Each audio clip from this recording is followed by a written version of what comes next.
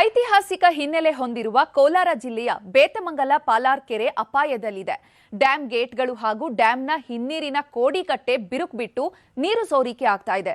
ಕೆರೆಯ ನೀರನ್ನ ರಕ್ಷಣೆ ಮಾಡಬೇಕಿರೋ ಇಲಾಖೆ ಅಧಿಕಾರಿಗಳು ಅನುದಾನ ಇಲ್ಲ ಅಂತ ಕೈಚೆಲ್ ಕೂತಿದ್ದಾರೆ. ಸ್ಥಳೀಯರು ಡ್ಯಾಂ ಉಳಿಸುವಂತೆ ಒತ್ತಾಯಿಸಿದ್ದಾರೆ.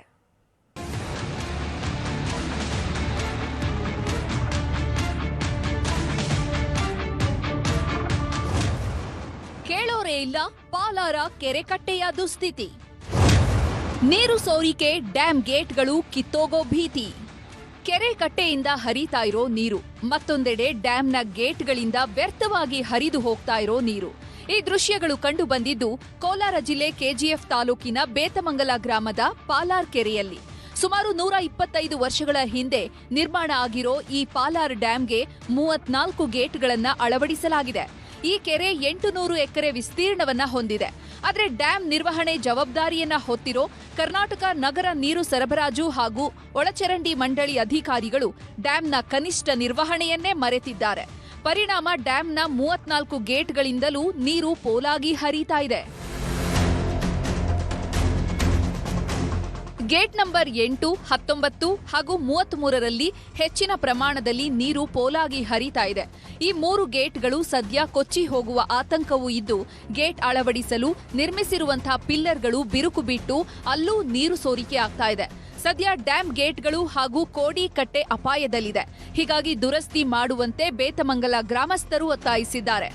ಏನಾದರೂ ಕೇಳಿದ್ರೆ ನಮ್ಮ ಹತ್ರ ದುಡ್ಡಿಲ್ಲ, ಲೀಕ್ ಆಗ್ತಿದೆ. ಅದು ಇವ್ರಿಗೆ ಯಾವಾಗ ಬುದ್ಧಿ ಬರುತ್ತೆ ಗೊತ್ತಾ ಸರ್?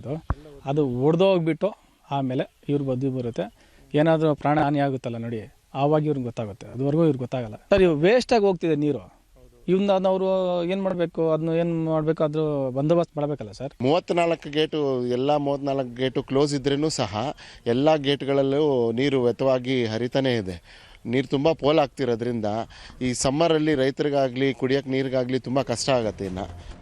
ಇನ್ನು ಕೆಜಿಎಫ್ ನಗರ ಹಾಗೂ ಬೇತಮಂಗಲ ಗ್ರಾಮಕ್ಕೆ ಕುಡಿಯೋ ನೀರಿನ ಮೂಲವಾಗಿರುವ ಬೇತಮಂಗಲ ಕೆರೆ ಹಾಳಾಗ್ತಾ ಇದ್ರೂ ಡ್ಯಾಂನ ಗೇಟ್ ದುರಸ್ತಿಗೆ ಇದುವರೆಗೂ ಯಾರೊಬ್ಬರೂ ಗಮನ ಹರಿಸಿಲ್ಲ. ಕೇವಲ ಕೆರೆ ತುಂಬಿದಾಗ ಮಾತ್ರ ಬಂದು ಬಾಗಿನ ಅರ್ಪಿಸಿ ಸ್ಥಳೀಯ ಜನಪ್ರತಿನಿಧಿಗಳು, ರಾಜಕಾರಣಿಗಳು ರಾಜಕೀಯ ಮಾಡ್ತಾರೆ. ಇನ್ನು ಕೆರೆ ನಿರ್ವಹಣೆ ಮಾಡ್ತಿರೋ ಕರ್ನಾಟಕ ನಗರ ನೀರು ಸರಬರಾಜು ಹಾಗೂ ಒಳಚರಂಡಿ ಮಂಡಳಿ ಅಧಿಕಾರಿಗಳು ಅನುದಾನ ಇಲ್ಲ ಅಂತ ಕೈಚೆಲ್ಲಿ ಕೂತಿದ್ದಾರೆ. 34 ಗೇಟ್ ಬರುತ್ತೆ, ಎಲ್ಲದರಲ್ಲೂ ಲೀಕೇಜ್ ಹೋಗ್ತಾ ಇರ್ತದೆ. ಈಗ ಡೋರ್ ಇದೆಯಲ್ವಾ, ಡೋರ್ ಲೆವೆಲ್ ಇದ್ದರೆ ಡೋರು ಕೆಳಗಡೆ ನೀರು ಇಳಿಯೋವರೆಗೂ ನೀರು ಲೀಕೇಜ್ ಆಗ್ತಾನೆ ಇರುತ್ತೆ. ಜಾಸ್ತಿ ಹೋಗ್ತಾ ಇದೆ ಸರ್. 8ನೇ ಗೇಟು 9ನೇ ಗೇಟು ಬರುತ್ತೆ ಸರ್ ಇಲ್ಲಿಂದ.